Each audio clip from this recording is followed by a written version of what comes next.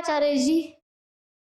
मेरा नाम छवि है। मेरा प्रश्न ये है कि जो पैट्रियार्की है, मुझे पहले लगता था कि वो समस्या है, पर धीरे धीरे पता चल रहा है कि जो बंधन है वो मेरे मन में है। और जब मैं उसको तोड़ने की कोशिश करती हूँ तो बहुत ज़्यादा विरोध आता है। जैसे कि रात में जब समय हो जाता है 9 बजे के बाद, तो मुझे लगता है कि इस समय के बाद मुझे घर पे होना चाहिए। तो जब एक सर्टेन टाइम हो जाता है तो अंदर से ही मन में विरोध आने लगता है। इवन मेरे पेरेंट्स कुछ नहीं कह रहे हैं, बाहर से कोई रोक नहीं रहा है, पर मन ही रोक रहा है। और ये चीज़ में, जैसे मेरी सिस्टर है छोटी, मैं उस पर भी वो डालने की कोशिश करती हूँ। अगर जैसे वो बाहर है, वो जॉब करती है, अगर वो लेट आती है घर पे, तो उस चीज़ को भी मतलब मेरा मन रेजिस्ट करता है और मेरी कोशिश रहती है कि मैं उसको भी रोकूं, उसको ये कहूँ कि नहीं, इतने टाइम पर उसको घर आ जाना चाहिए। तो मेरी मेन समस्या यही है कि जो पैट्रियार्की है वो मेरे मतलब मन में बहुत ज़्यादा घर कर चुकी है। और मैं कोशिश करती हूँ कि मैं एक संस्कारी लड़की की तरह बिहेव करूँ, चुप रहूँ, ज़्यादा ना बोलूँ, लोगों के सामने ना आऊँ। ये मेरी मतलब मेन समस्या है। Very good. ये पैट्रियार्की आपने 2-3 बार कहा। पैट्रियार्की क्या चीज है? ये कोई विचारधारा नहीं है। कि आप बोलें पैट्रियार्की मैट्रियार्की, अलग अलग तरह की विचारधाराएं हैं, जैसे पूंजीवाद, साम्यवाद, ये इज्म वो इज्म, ये वो नहीं है। मूलतः पैट्रियार्की देह भाव है। मैं कौन हूं? मैं शरीर हूं। ठीक वैसे जैसे जानवर एक शरीर होता है। जानवर से आप पूछें कि अपनी पहचान बताओ तो कहेगा जैसा दिख रहा हूं वैसा हूं। खरगोश जैसा दिख रहा हूं तो खरगोश ही हूं। और दो खरगोश बहुत अलग अलग नहीं हो सकते। आपको कोई पापी और कोई पुण्यात्मा खरगोश नहीं मिलेगा। कोई आपको जिराफ ऐसा नहीं मिलेगा जो कहे कि मेरी गर्दन भले ही टंगी हुई है पर मैं भीतर से बहुत नमित हूं। जिराफ जिराफ एक जैसा होता है क्योंकि दोनों का शरीर एक जैसा होता है। शेर और शेर एक जैसे होते हैं क्योंकि दोनों का शरीर एक जैसा होता है। ये देह भाव है। देह भाव का मतलब होता है मेरी पूरी पहचान, मेरी हस्ती, मेरी जिंदगी, मेरा व्यवहार, मेरी सोच, मेरे संबंध, सब कुछ मेरी देह से निर्धारित होंगे। देह ही सब कुछ है।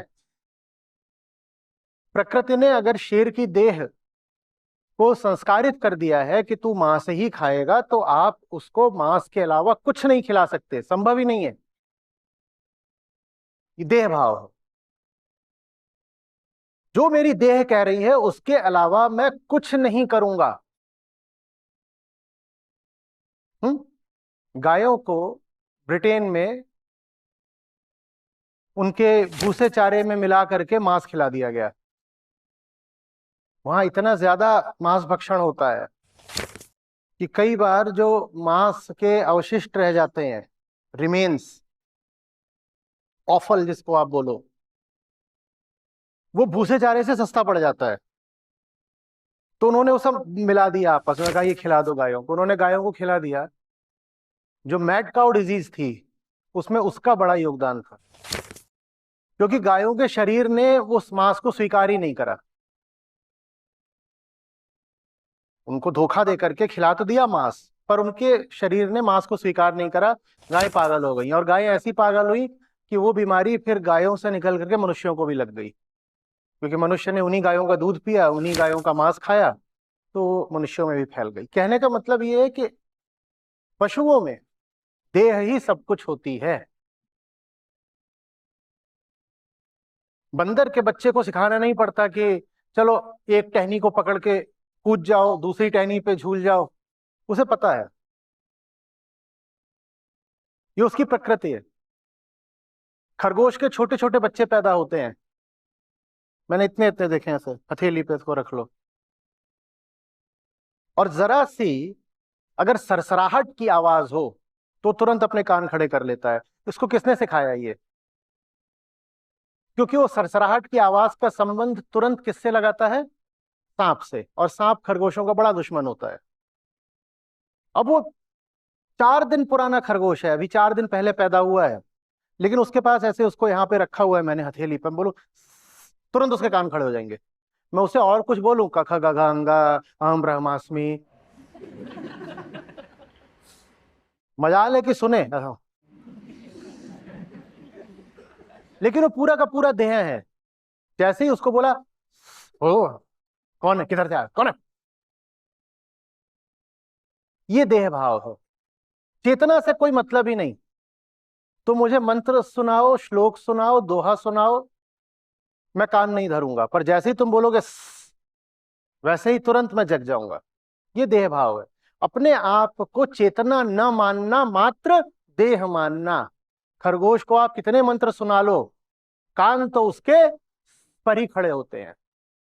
शेर को आप एक से एक रसीले, रंगदार, स्वादिष्ट फल दिखा दो, ऐसे ताजे ताजे महंगे फल, जैसे आता है ना 500 रुपए का एक आम जो एक्सपोर्ट होता है, वो आप शेर को दिखाओ, बोलो ये देख रहा है, तो ये अल्फोंसो 500 रुपए का एक, 1000 रुपए का एक। शेर सर बोले ये आम तो ठीक है, पर जिस हाथ में आम पकड़ा हुआ है, उस हाथ की तारीफ में क्या कहूं। हम्म सिर्फ गब्बर थोड़ी बोलता है कि ठाकुर ये हाथ मुझे दे दे। बोले फिर शेर कहेगा मैंने भी देखी। बात समझ में आ रही है? तुम मुझे कोई भी ऊंची से ऊंची चीज देते रहो, मैं तो वही करूंगा जो मेरी देह कहती है। अच्छा, मांस में जो पोषक तत्व होते हैं जो शेर का शरीर लेता है, आप वो सब भी निकाल लो और उनको किसी और रूप में शेर को दो, शेर वो भी नहीं लेगा। मुश्किल होगा। आप उसकी पेलेट्स वगैरह बना के शेर को देना चाहो और उसके साथ में आप मांस रख दो, तो शेर वरीयता किसको देगा? मांस को देगा। कहेगा मांस बेहतर है, कुछ ना मिले तो फिर ये गोली गाली खा लेंगे। ये है देह भाव। और यही देह भाव जब स्त्री पुरुष संबंधों में आ जाता है तो इसको पेट्रियार्की कहते हैं। तू सिर्फ और सिर्फ स्त्री शरीर है, तू और कुछ नहीं है। मैं सिर्फ और सिर्फ पुरुष शरीर हूं, मैं और कुछ नहीं हूं। तू भी जानवर, मैं भी जानवर, और हम दोनों का रिश्ता भी पशुता का। ये पैट्रियार्की। तू भी देह, मैं भी देह, और हम दोनों जानवर, हमारा रिश्ता भी जैसे जानवर जानवर।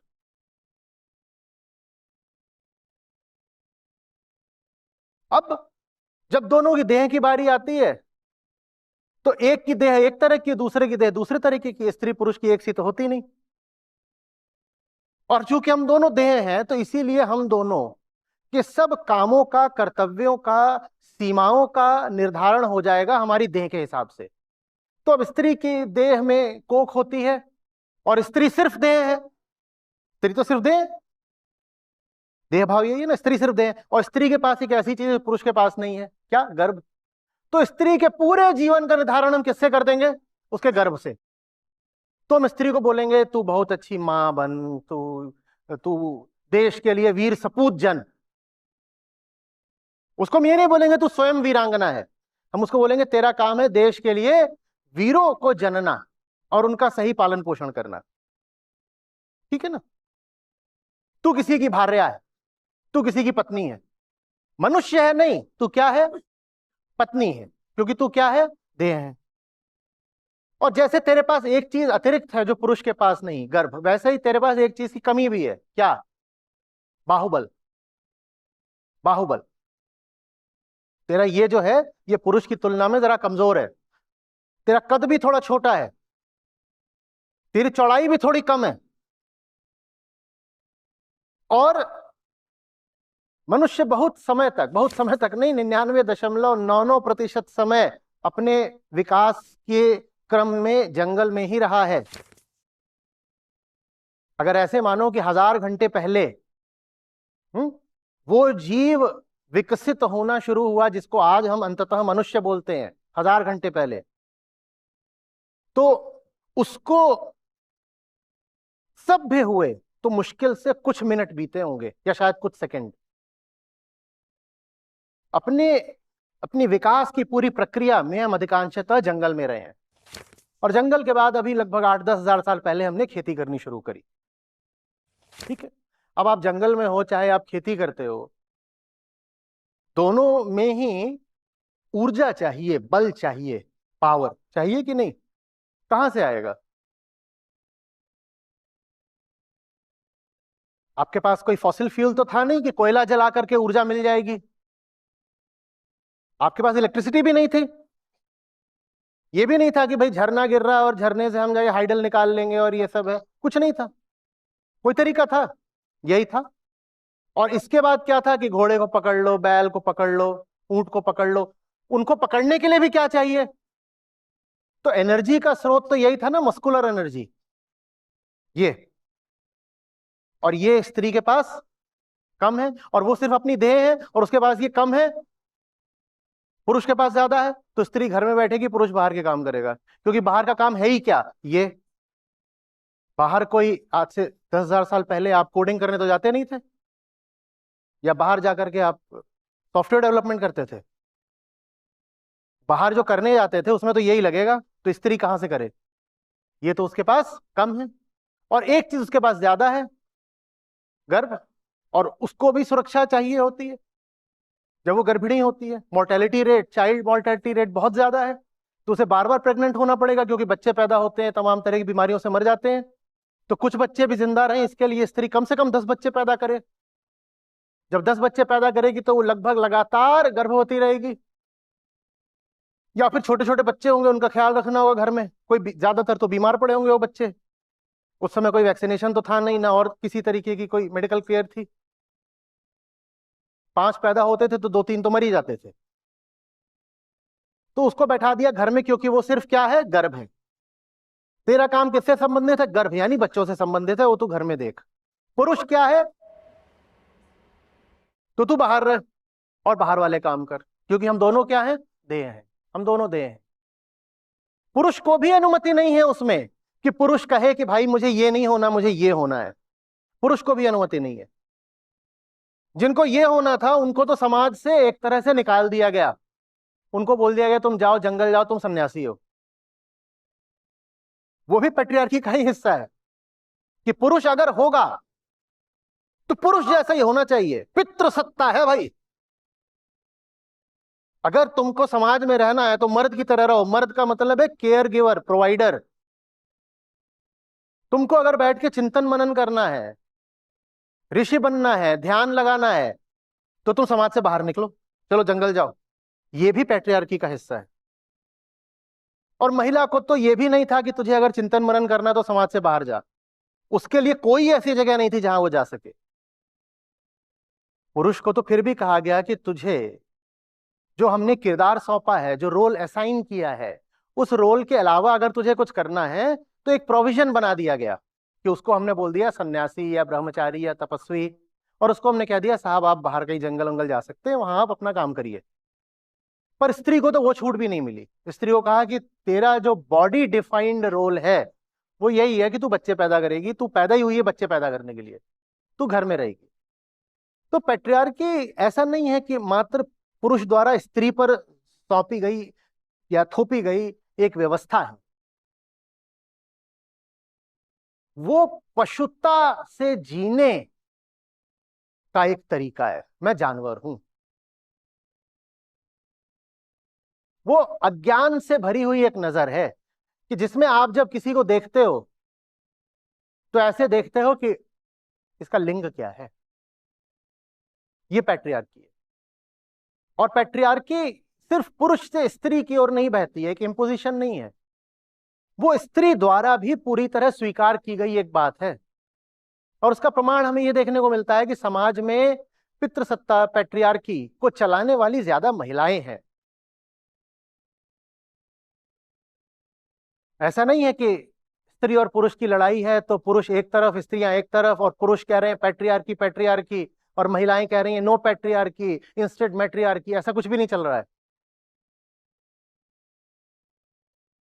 घर में लड़की होती है, माँ होती है आमतौर पे जो जाकर के कहती है सुनो जी तुम्हें दिखाई नहीं दे रहा है लड़की जवान हो गई है? वो कहे हैं जवान हो गई?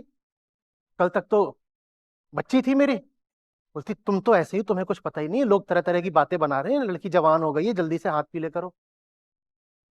ये आम तौर पे माँ ही होगी जो बाप को जाकर के बोलेगी। बाप के लिए तो हो सकता हो फिर भी बच्ची हो, माँ के लिए वो जवान हो गई है।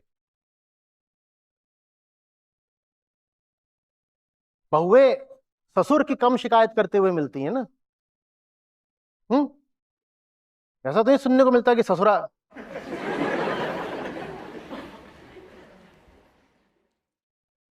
ये भी जब आता है कि दहेज हत्या वगैरह हुई, उसको मिट्टी का तेल डाल के जला दिया है, जो भी कर दिया, तो उसमें यही सब ज्यादा लगी होती हैं, देवरानी जेठानी सास। उसमें आमतौर पे ससुर जी कहीं हुक्का उड़ा रहे होते हैं, भले ही उन्होंने धृतराष्ट्र की तरह अपनी मूक सहमति दे दी होती है। हम्म। पर तो पैट्रियार्की को सबसे पहले हमें यह सोचना छोड़ना होगा कि जैसे नस्लवाद है, जहां हम कहते हैं the whites are trying to dominate the blacks, थोड़ा अंतर है, थोड़ा अंतर है, समानता भी है पर थोड़ा अंतर भी है। क्योंकि पैट्रियार्की ऐसी चीज है जिसमें महिलाओं ने भी अपना स्वार्थ खूब देखा है। पैट्रियार्की एक तरह की फ्लॉड रोल डेफिनेशन है, रोल से भी पहले वो एक फ्लॉड डेफिनेशन ऑफ आइडेंटिटी है। कैसी आइडेंटिटी? Body centric identity. मैं क्या हूं, जो मेरी देह ने मुझे बना दिया मैं वही हूं। ये कहना हम कह रहे हैं पशु को शोभा देता है, मनुष्य को शोभा नहीं देता कि मुझे मेरी देह ने जो बना दिया मैं वही हूं। अजीब सी बात है ना कि किसी को उसकी देह के हिसाब से ही जान लो। वो बैठे हैं, मैं उनको सिर्फ देह के हिसाब से आपको बुलाऊं तो आपको कैसा लगे? टकले। उनकी और कोई नाम ही नहीं, कोई पहचान ही नहीं, कि बाल नहीं है तो क्या हो गया? टकला। क्योंकि आपकी सारी आइडेंटिटी कहां से आनी है? वो पतली है, ए सुखी। और कुछ नहीं पता तो वो उसको दिख रहा है कि कम से कम 70 किलो, ए 70, ए 70 किलो वाले। ये होगा जब आपको आपकी बॉडी से ही आइडेंटिफाई किया जाएगा, ऐसे ही तो होगा। ए भूरे, ए भूरे, कैसा लगेगा आपको? क्या लगेगा? कोई मुंह पे बहुत अपना करा गुरु के ए चिकनी। अभी आप हंस रहे हैं क्योंकि माहौल ऐसा है, नहीं तो अपमान लगेगा, अपमान लगेगा। बात सही है बिल्कुल, क्योंकि हमारी असली पहचान चेतना है, देह नीचे की बात है, और जो नीचे की चीज होती है उसमें अपमान लगना लाजिमी है। आपको आपकी देह से बुलाया जाए, और देह से संबंधित जो भी चीजें, आपका बीपी हाई रहता है तो आपको बोल रहे हैं 150। ये क्या तरीका है बात करने का? फिर 150, ये क्या है? किसी के 2 दांत गिर गए, 30। ये तरीका है बात करने का? हाँ, हम तब बुरा मान जाते हैं किसी के एक आंख ना, एक काणे तो कहेंगे काणिया बोला, बुरा बोल लग रहा है। उतना ही बुरा तब भी लगना चाहिए अगर कोई आपको 2 आंख वाला बोले, क्योंकि एक आंख हो या 2 आंख हो, आंख तो देह है ना। एक आंख का बोला तो भी आपको आपकी देह के नाम से पुकारा, और 2 आंख का बोला तो भी आपको देह के नाम से पुकारा।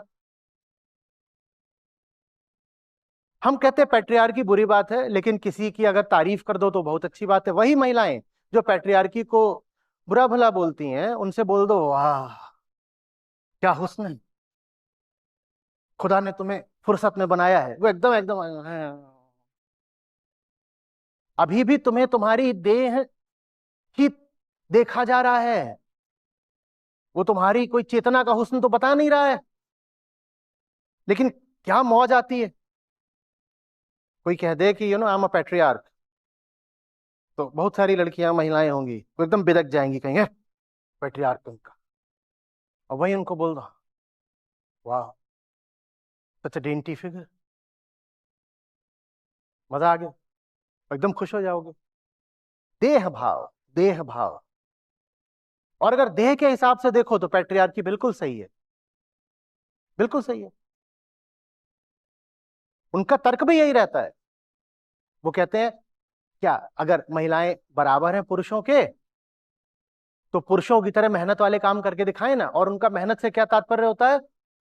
पत्थर उठाना, वजन उठा के दिखाओ, जाओ सरहद पे लड़के दिखाओ। अब ये अलग बात है कि अभी इजराइल ने ईरान पर हमला करा, तो उन्होंने जो F-16 F-35 भेजे थे, उसमें बहुत सारी जो फाइटर पायलट थी वो लड़कियां थी। उन्होंने ये भी नहीं सोचा कि अगर हमारा प्लेन गिर गया और हम दुश्मन की कैद में आ गई तो हमारा क्या, उन्होंने ये भी नहीं सोचा। 1000 मील लगभग की यात्रा करके वो जो बॉम्बिंग करने वाली थी वो लड़कियां थी। लेकिन सरहद की बात इस तरीके से होती है जैसे सनी देओल वाली लड़ाई, कि जहां शर्ट वर्ट उतार करके बनियाइन फाड़ करके, तो अब वो लड़कियां वो कर नहीं सकती कि बोले ये जो 2.5 किलो का, उनका है ही नहीं 2.5 किलो का। तो फिर ताना मारा जाता है कि तुम बहुत बात करती हो ना, तो जाओ ये सब काम करके दिखाओ। बात समझ में आ रही है? जब तक मनुष्य अपने आप को देह मान रहा है तब तक पैट्रियार्की बिल्कुल सही है। आप अपने आप को बॉडी भी मानते हो और ये भी कहो साथ साथ कि इक्वालिटी इक्वालिटी, तो बात गलत हो गई, क्योंकि बॉडी तो इक्वल है ही नहीं। यहां सब आते हैं कहते हैं हमें इक्वालिटी चाहिए, इक्वालिटी चाहिए, इक्वालिटी चाहिए।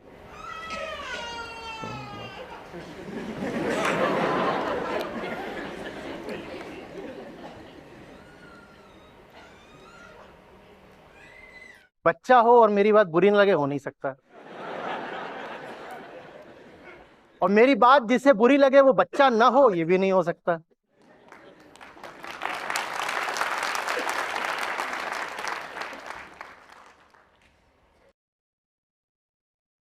समझ में आ रही बात? तो एक तरफ तो वो लोग गलत फहमी में हैं जो इंसान को सिर्फ उसकी देह बनाए हुए हैं, और दूसरी तरफ वो भी बराबर की गलत फहमी में है जो अपने आप को देह मानते हुए भी इक्वालिटी का राग अलापते हैं। आई एम माई बॉडी, वो दिन भर अपने आप को बॉडी की तरह ही सजाती संवारती है, बोलती है but I am equal to all man. मैं बहुत तार्किक तरीके से पूछ रहा हूं, तुम अपने आप को सिर्फ देह मानती हो, तुम हर समय अपनी देह के ख्यालों में ही और देह की चिंता में ही डूबी रहती हो, और फिर तुम कह रही हो कि तुम पुरुषों के बराबर हो। अगर तुम देह हो तो पुरुष भी देह है। बताओ स्त्री की देह और पुरुष की देह बराबर कैसे है क्या? नहीं। पैट्रियार्की सिर्फ तब पीछे हटेगी जब सबसे पहले हमारी चेतना का स्तर ऊंचा उठे। जब तक पुरुष पुरुष ही बना हुआ है और महिला महिला ही बनी हुई है, तब तक पैट्रियार्की बिल्कुल जायज व्यवस्था है भाई, चलेगी। हमें बुरी लगती हो पर चलेगी, हम मजबूर रहेंगे, हमें स्वीकार करना पड़ेगा, वो चलेगी।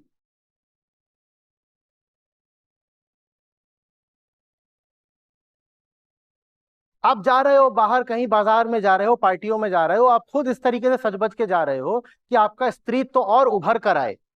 पार्टी वाले कपड़े अलग होते हैं ना, और पार्टी वाले कपड़े सारे वही होते हैं ना जिसमें महिला और ज्यादा महिला हो जाती है।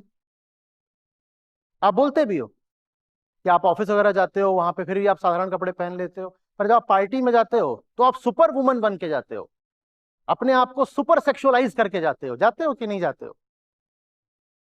अब उसके बाद अगर पुरुष आपको देह की तरह देख रहा है तो ये तो आप ही चाहते थे, वो तो आपकी इच्छा पूरी कर रहा है ना। पाखंड नहीं करना है हमें, जो चीज जैसी है वैसे स्वीकार करना है। जब तक स्त्री देह बनी हुई है तब तक पैट्रियार्की चलेगी। मैं नहीं कह रहा देह त्याग दो, कि ये देह थी और इसको त्याग दिया।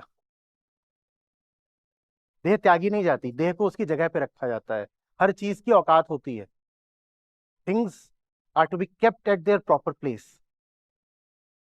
हाँ मैं देह हूं, पर देह वैसे ही है जैसे कोई इंस्ट्रूमेंट। मैं अगर कार का ड्राइवर हूं तो देह कार है,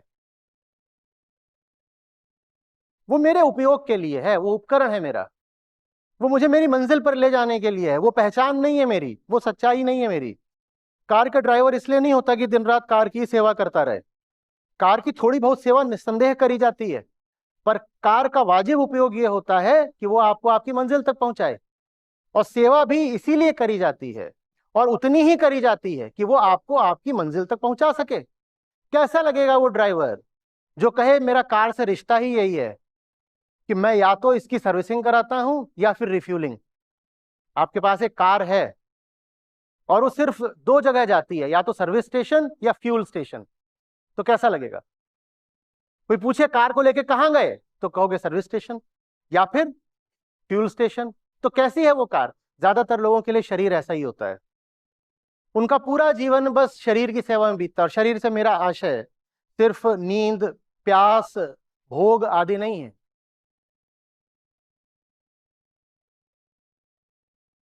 भावनाएं भी शरीर है, विचारधाराएं भी शरीर है, जिसको आप बोलते हो माई फीलिंग्स, माई इमोशंस, वो सब भी तो शारीरिक एमिशंस ही है ना, इंटरनल एमिशंस।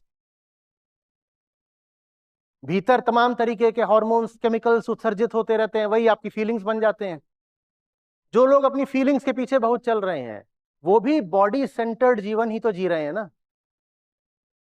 जो कहते हैं मेरी भावनाएं, मेरे नाजुक कोमल जज्बात, डोंट हर्ट माई फीलिंग्स, ये सब बातें, वो भी तो पशु ही तो बने हुए हैं ना। पशु वो जो शरीर पर चले, भावनाएं भी तो शरीर से ही उठती हैं। आप बोलते अरे मेरी नारी सुलभ कोमल भावनाएं, ये क्या बोल रहे हो तुम? कोई आपसे बोल दे आपका जो नारी जैसा कोमल शरीर है, तो आप कहोगे भद्दी अश्लील बात कर रहा है। नारी के कोमल अंगों की बात करो तो बात अश्लील हो जाएगी। पर वही नारियां कहती है हमारी कोमल कोमल भावनाएं, तो वो बात अश्लील क्यों नहीं है? क्योंकि जो कोमल भावना है वो भी उसी कोमल शरीर से ही आ रही है। कोमल शरीर के कुछ रसायन हटा दो, सारी भावनाएं गायब हो जाएंगी। सारे इमोशंस का केमिकल बेसिस होता है। जब तक आप इन सब चीजों को पकड़े हुए हो तब तक पैट्रियार्की चलती रहेगी। शिक्षा से नहीं जानी है, साइंटिफिक एडवांसमेंट से नहीं जानी है, इकोनॉमिक एम्पावरमेंट से भी नहीं जानी है। एक बहुत अजीब चीज देखने को मिल रही है। बहुत बहुत शिक्षित महिलाएं, बहुत ज्यादा आधुनिक लड़कियां कहती हैं हमें ऐसे लड़के चाहिए जो हमारी केयर कर सकें। वो पूरी तरह एजुकेटेड है, मॉडर्न एडवांस सोसाइटीज में रह रही हैं, और कह रही हैं नहीं हमको तो हाउसवाइफ का ट्रेडिशनल रोल चाहिए। ये एक नया ट्रेंड निकला है। बताओ, टेक्नोलॉजी ने, इकोनॉमी ने और मॉडर्निटी ने पैट्रियार्की को हरा दिया क्या? पैट्रियार्की नहीं हारेगी। आप होंगी बहुत मॉडर्न, आप तब भी अपना ट्रेडिशनल रोल ही निभाना चाहेंगी, क्योंकि उस ट्रेडिशनल रोल की सबसे पहले कोई वजह थी, और वजह थी देह। देह तो आज भी वही है ना। जब तक आप उस देह को पकड़ करके ही बैठी हुई हैं तब तक पैट्रियार्की चलेगी। मुझे नहीं मालूम, अभी नाम नहीं याद आ रहा, शायद उदित ने दिखाया था। कौन सा है जो अमेरिका में वो पॉडकास्ट वगैरह करती हैं लड़कियां, और वो बार बार बताती हैं कि देखो मैं सब काम धंधा छोड़ के घर में बैठी हूँ, और मेरा मेरा बॉयफ्रेंड या पति शाम को घर वापस आता है, मैं उसकी सेवा करती हूँ। वो बाकायदा इस चीज का प्रचार कर रही हैं। हम कहेंगे ये तो भारत में होता है, ये अमेरिका में हो रहा है।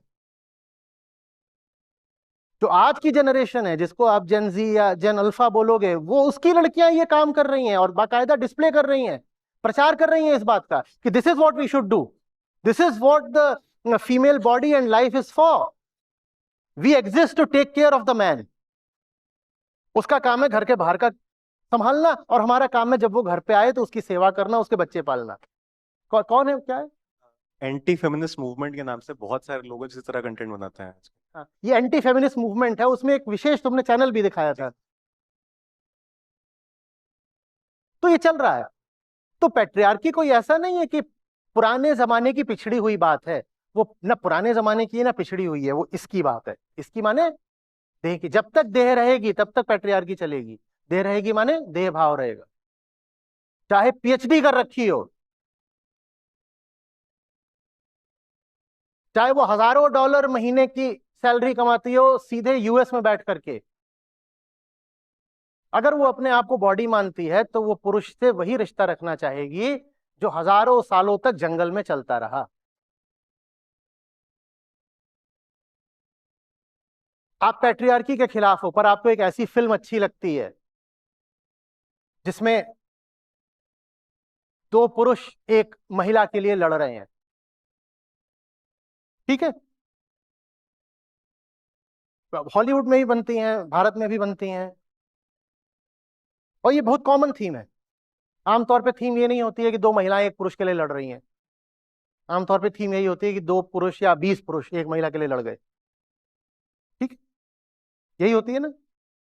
आपको ये फिल्म बहुत अच्छी लगी, लेकिन आप अपने आप को एक मॉडर्न प्रोग्रेसिव गर्ल बोलते हो। मैं मॉडर्न हूं और मैं प्रगतिशील हूं, मैं प्रोग्रेसिव हूं। लेकिन आपको ये फिल्म बहुत अच्छी लगी। ये आपको जो अच्छा लगा ये क्या है? ये आपको जंगल का कायदा अच्छा लगा। ये जंगल में हुआ करता था कि जितने पुरुष होते थे वो आपस में लड़ाई करते थे, जितने नर होते थे उनमें जो जीत जाता था वो मादा से संभोग करता था, ताकि जो संतान पैदा हो वो एकदम मजबूत बलवान हो। The highest quality semen must impregnate the woman. आपको ये फिल्म बहुत अच्छी लगी। उदाहरण के लिए शाहरुख खान की डर, उसमें यही तो था, दो पुरुष एक स्त्री पर लगे हुए हैं। अभी फिल्म आई थी एनिमल, वो बहुतों को बहुत अच्छी लगी। उसमें जो स्त्री पुरुष का रिश्ता था वो पूरा जंगल का था, नाम ही एनिमल है। वो सीधे सीधे उसको बोल भी रहा है कि मैं तुझसे ब्याह इसलिए करना चाहता हूं क्योंकि तेरे हिप्स बहुत चौड़े हैं और तू बहुत अच्छे से मेरे बच्चों की अम्मा बनेगी। वो सीधे बोल रहा है उसको मुंह पर। लोग कह रहे वाह क्या बात है, मजा आ गया, मजा आ गया। उसके बाद तुम्हें यह भी कहना है कि मैं मॉडर्न हूं, प्रोग्रेसिव हूं और पैट्रियार्की हाय हाय। पैट्रियार्की हाय हाय कैसे हो जाएगी? हो ही नहीं सकती।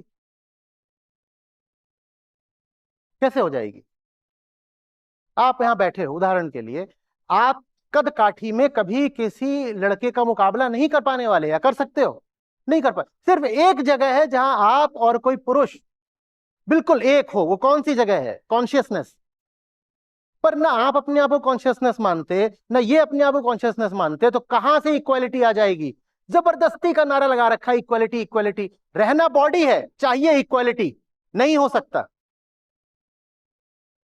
फिर लड़के हंसते हैं, कहते हैं ये 5 फुटिया, ये इक्वल है हमारी। किस तरीके से इक्वल है?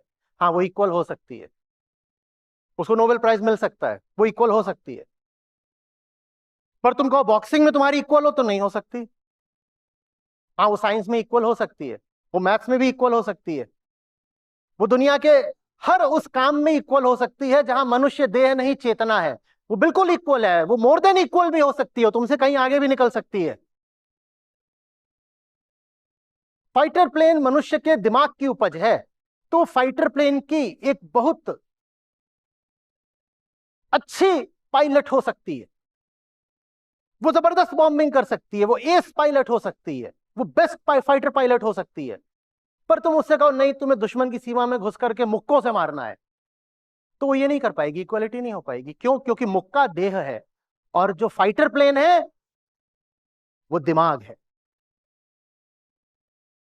सिर्फ एक तल है जहां पर स्त्री पुरुष बराबर हैं, भूलना नहीं, वो तल है चेतना का। तो जिन महिलाओं को दब कर नहीं रहना है, कैद होकर नहीं रहना है, वो फिर सबसे पहले अपनी देह में कैद होना छोड़ें।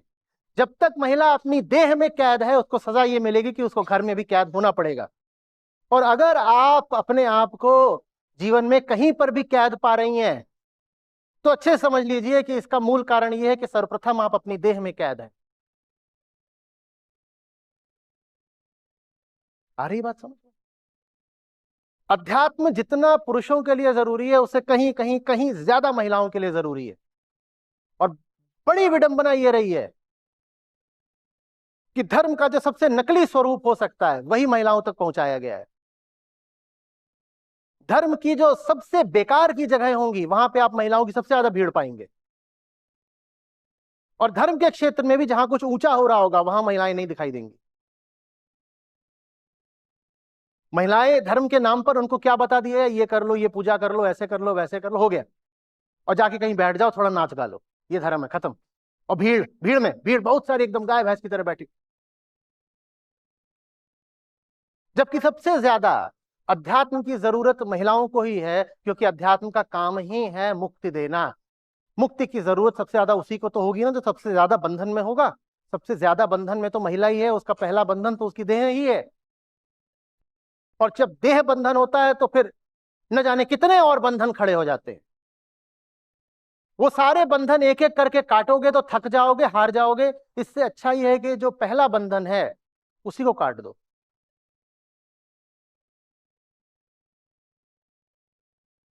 बात आ रही है? तो जिसको आप बोलते हो पैट्रियार्की, जो मेरी दृष्टि में सिर्फ देह भाव का दूसरा नाम है, उसको हटाने का तरीका अध्यात्म ही है। पैट्रियार्की फेमिनिज्म से नहीं हटने वाली, पैट्रियार्की आत्मज्ञान से हटेगी। ये फेमिनिज्म वगैरह सब ऐसे ही हैं, आती जाती चीजें।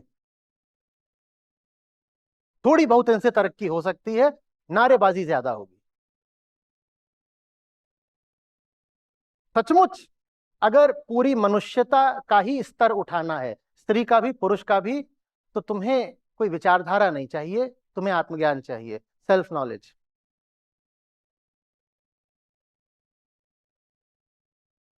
अरे ये बात समझ में, स्वार्थ मत बांधो देह से। स्त्री की बड़ी ये समस्या है कि उसकी देह सुनने में कड़वा लगेगा, भद्दा लगेगा, बिकाऊ बहुत होती है। और जब बाजार में बिकने लायक एक माल आपको बिना मेहनत करे ही मिल गया है, जन्म से ही मिल गया है, तो मेहनत करने की ना बहुत इच्छा नहीं बचती।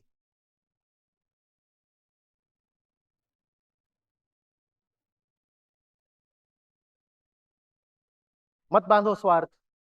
अपने शरीर को न तो अपनी पूंजी मानो, न अपना हथियार। और महिलाएं शरीर भाव में इसीलिए जीती हैं क्योंकि वो शरीर को पूंजी भी मानती हैं और शरीर को हथियार भी मानती हैं।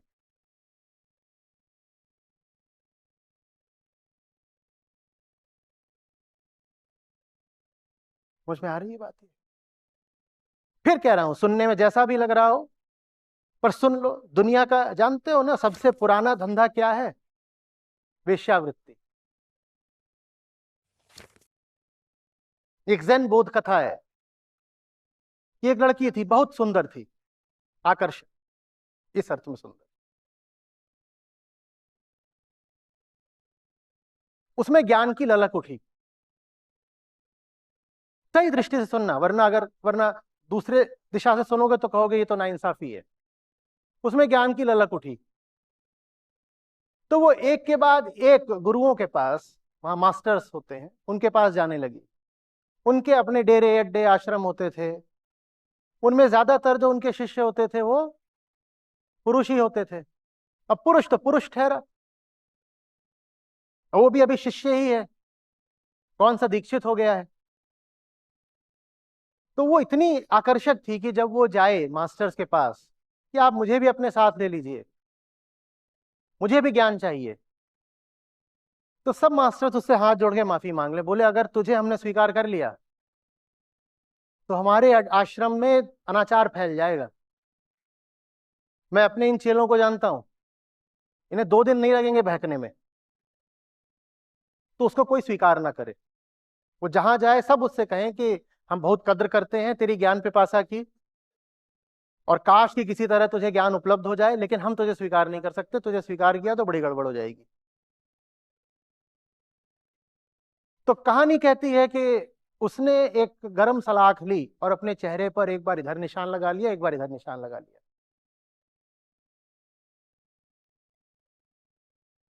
बोली ज्ञान शरीर से बहुत ऊंची बात है, अगर मेरा शरीर ज्ञान के आड़े आ रहा है तो मैं इस शरीर को सुंदर ही नहीं रहने दूंगी। अगर ज्ञान पाने की शर्त यही है कि शरीर सुंदर ना हो तो मैं शरीर को सुंदर रहने ही नहीं दूंगी। अब बात नाइंसाफी की है। लफंगे थे वो चेले चपाटे गुरुजी के, और सजा मिल रही है इस लड़की को। बात तो नाइंसाफी की है, पर लड़की की दृष्टि से देखो तो वो कह रही है मैं इंसाफ की क्या बात करूं, मेरे पास एक जन्म है और मुझे जानवर की तरह नहीं जीना है, मुझे ऊंची बातें जाननी है। और ऊंची बातें मैं इसलिए नहीं जान पा रही क्योंकि ये देह बड़ी आकर्षक है। बोली मैं इस देह को नहीं रहने दूंगी आकर्षक। ये मैं कोई सुझाव नहीं दे रहा हूं,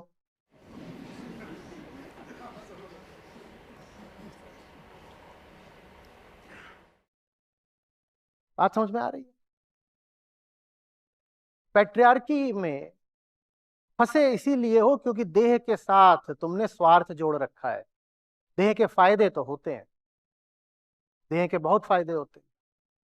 मजाक मजाक में वो छोटे छोटे शॉर्ट वीडियो चलते हैं कि लड़का लड़की दोस्त हैं, लड़की उससे पूछती है अच्छा बता तू क्या करेगा स्कूल में। तो वो बोल रहा है मैं ना पहले पहले 10th में मेहनत करके टॉप करूंगा, फिर मैं 12th में मेहनत करके टॉप करूंगा, उसके बाद मैं बहुत मेहनत से एंट्रेंस एग्जाम पास करूंगा, उसके बाद मैं बहुत मेहनत से कॉलेज टॉप करूंगा, उसके बाद मैं बहुत मेहनत से प्लेसमेंट लूंगा, उसके बाद मैं मास्टर्स करूंगा, फिर मैं टॉप करूंगा, फिर मैं थोड़े दिनों के लिए अमेरिका जाऊंगा, फिर मैं वहां मेहनत करूंगा, फिर मैं स्टैब्लिश हो जाऊंगा, फिर मैं घर बनाऊंगा, मैं ये सब करूंगा।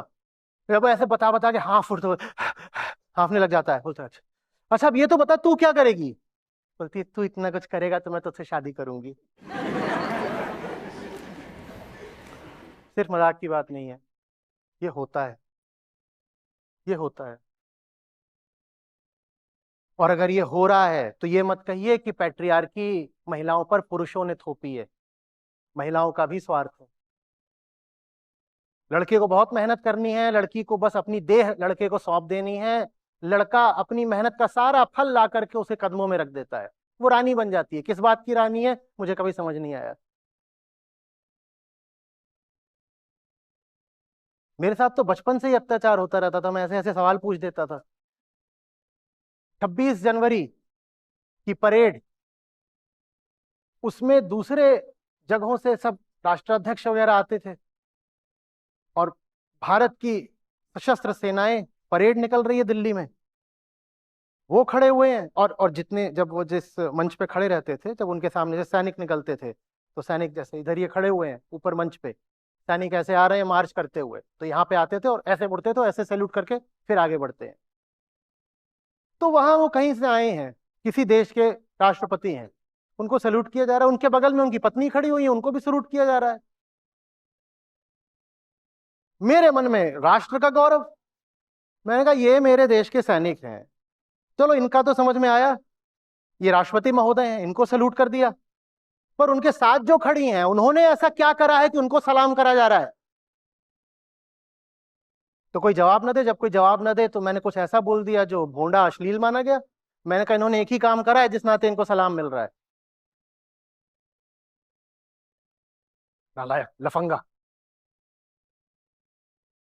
क्या गलत बोला? उन्होंने एक ही तो काम करा है ना जिस नाते उनको सलाम मिल रहा है। तुम किस हक से अपने आप को फर्स्ट लेडी बोल रही हो? तुमने क्या करा है? तुम किस हक से अपने आप को फर्स्ट लेडी बोल रही हो? वैसे ही सरकारी अफसरों में होता है, फौज में होता है, Mrs officer, Mrs brigadier. Hello, तुमने ऐसा क्या करा है कि तुम श्रीमती ब्रिगेडियर हो गई भाई? तुमने क्या करा है? तुमने बस एक काम करा है, और मैं बोल दूं तो मैं लफंगा हो गया।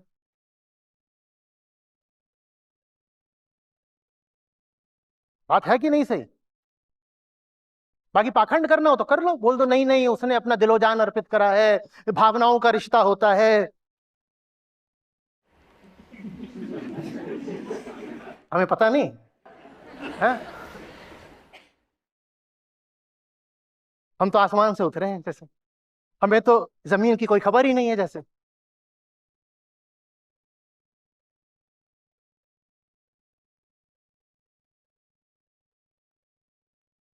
कोई आपको अगर बंधक बना रहा है तो बंधन में कहीं ना कहीं आपका भी स्वार्थ है, थोड़ी बहुत रजामंदी तो आपकी भी है। वो स्वार्थ छोड़ दीजिए, देह का आसरा छोड़ दीजिए, ना वो आपका एसेट है ना वेपन है।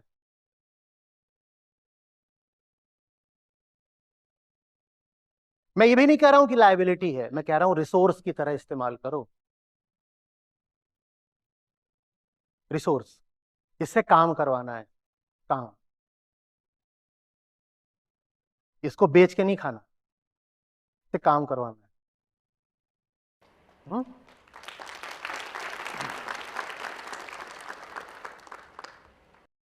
नमस्ते आचार्य जी।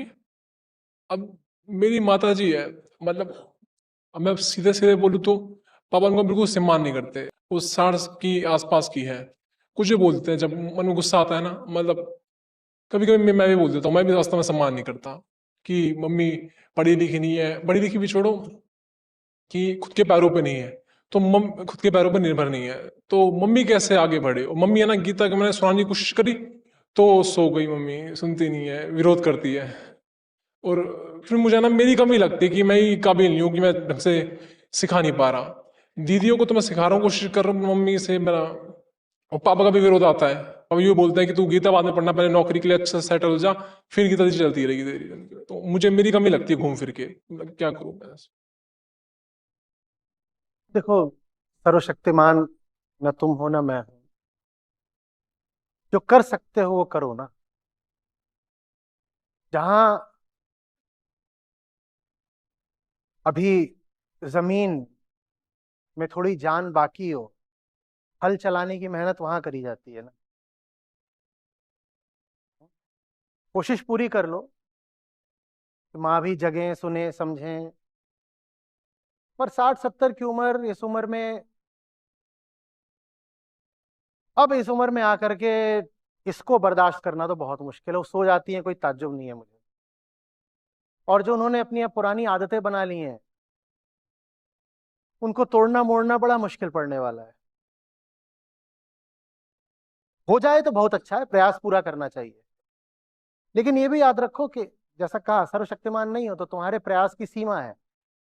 तो प्रयास बेहतर है वहां करो जहां प्रयास में कुछ सफल हो सको। माँ से बेहतर है कि अब बहन की जिंदगी बचाने की कोशिश करो।